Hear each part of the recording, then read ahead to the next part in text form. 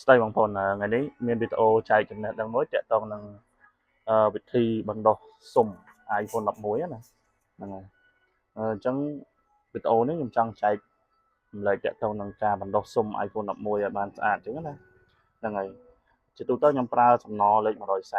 អង្សាហ្នឹងហើយអញ្ចឹងទាក់ទងនឹងសំណបងប្អូនត្រូវស្គាល់ពីសំណវាមានកាលណាយើងដាក់ស្ងួតពេកក៏អត់បានសើមពេកក៏អត់បានដែរចឹងបងប្អូននៅច្បាស់កន្លែងហ្នឹងមួយអញ្ចឹងខ្ញុំចង់បៀកឲ្យបងប្អូនមើលមួយអញ្ចឹងខ្ញុំត្រៀមហើយប៉ុន្តែបងប្អូនខ្ញុំចង់បញ្ជាក់ឡើងនេះបន្តិចពុំបងប្អូនត្រូវសម្អាតទៅឲ្យបានស្អាតកុំឲ្យវាមាន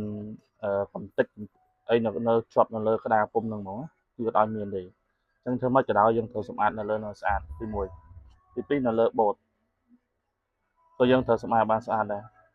អត់ឲ្យមានទាបអត់ឲ្យមានខ្ពស់ទេអញ្ចឹងយើងត្រូវសម្អាតពីរនឹងបានស្អាតអញ្ចឹងខ្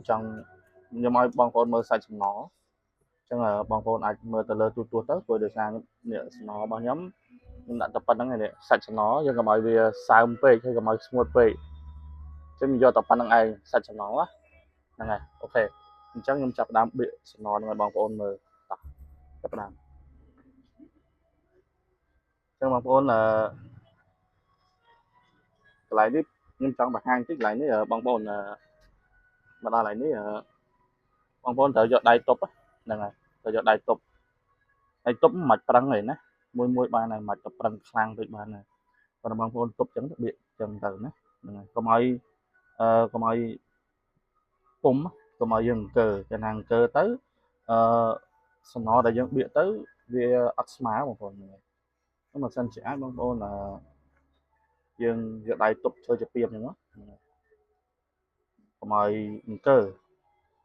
កាលណាអង្គើទៅវារត់ចុះរត់ឡើងអញ្ចឹងវាក្របសំណវារត់អត់ស្មើបងប្អូន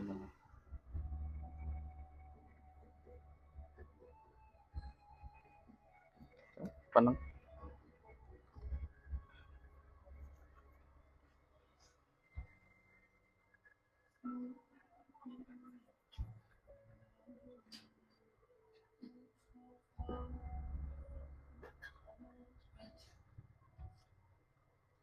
អូខេបងប្អូនស្រឡឹងមើលទៅព្រោះដោយសារ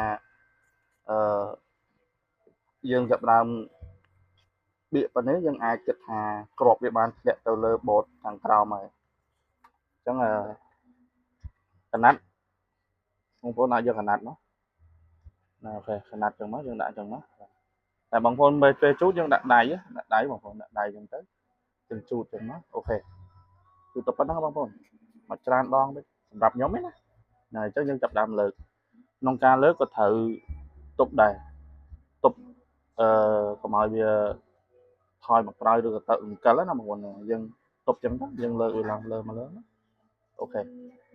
អញ្ចឹងខ្ញុំគិតថាវាអត់មកតាមពុំនេះណាអញ្ចឹងយើងបងប្អូនបណ្ឌិតមើលទាំងអស់គ្នាណាអូខេអញ្ចឹងខ្ញុំកំពុងពវល់ឲ្យបងប្អូនមើលតិចមកបានស្អាតអញ្ចឹងណាអត់ជាប់ទេបងប្អូន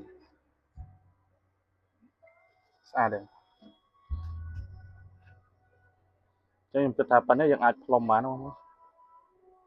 អូខេអញ្ចឹងខ្ញុំផ្លុំឲ្យបងប្អូនមើល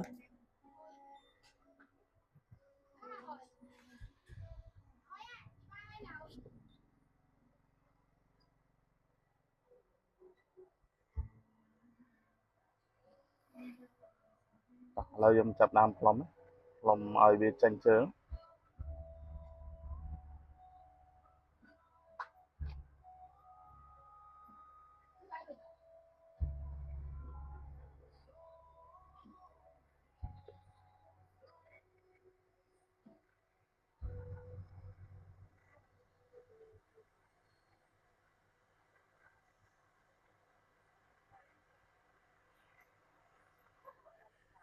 អូខេឥ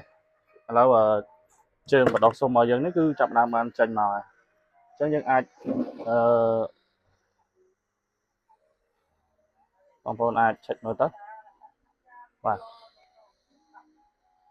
អញ្ចឹងបងប្អូនតែមានបញ្ហាផ្នែកទូរស័ព្ទដៃមានបញ្ហាខូចឬក៏ចង់អាចតាក់ទងនឹងរៀនបន្ថែមតាក់ទងនឹងការបណ្ដុះស៊ុំនេះ ឬក៏មានចម្ងល់ខ្វះខាតអាចតាក់ទងខ្ញុំបានព្រោះដោយសារអ្វីដែលខ្ញុំចែកម្លែកចំណេះដឹងចំណេះដឹង